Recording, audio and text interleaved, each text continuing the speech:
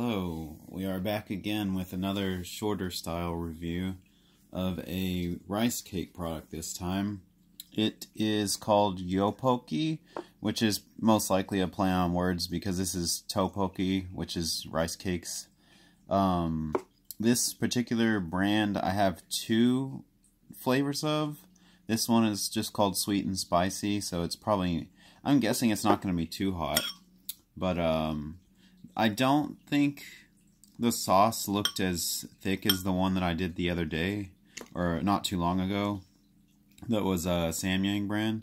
And the little rice cakes are slightly shorter, which they're mostly the same size, but they are shorter than the other one. And that's really the only difference I noticed. I threw some pineapple and vegetables in this, and also bacon, but I'm really just going to eat some of the rice cakes to review how they taste. So, let me get some sauce. The packaging doesn't have anything very exciting. It's just, you know, instructions and nutritional info. There's really nothing to it, so there's not much to say there. Let's try it. It is definitely sweet.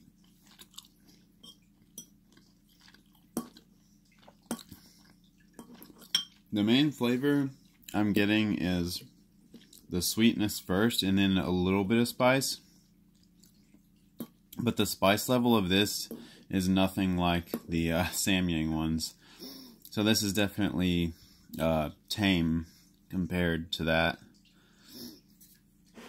The other flavor I have of this brand, I can't remember if it's meant to be savory or spicy. I think I'm feeling like I remember it being savory, so that one might be more interesting to try, just to see what flavors are in it.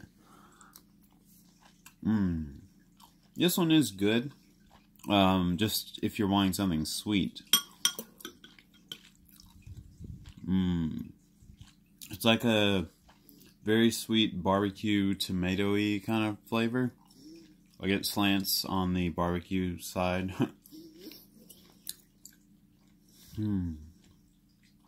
So yeah, I mean, if you are craving rice cakes but you want it sweet instead of like burning hot, then this would be a good one to go with.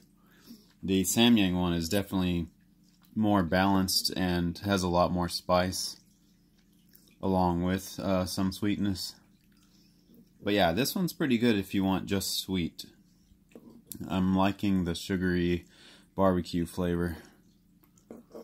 And as far as making it, this one's pretty simple. It's just like the other one. You put the water and the sauce in. They only use 20 milliliters, which is up to this red line. Like, there's not very much water in this one, so I will say this one's not quite as soupy or liquidy as the other ones. This one just sort of absorbs into the noodles.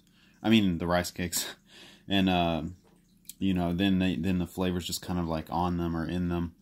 But yeah, overall this one's pretty good. It's not, I would probably pick SamYang because I like a lot of spice, but this one is good. And if you like sweet, you'll definitely like this.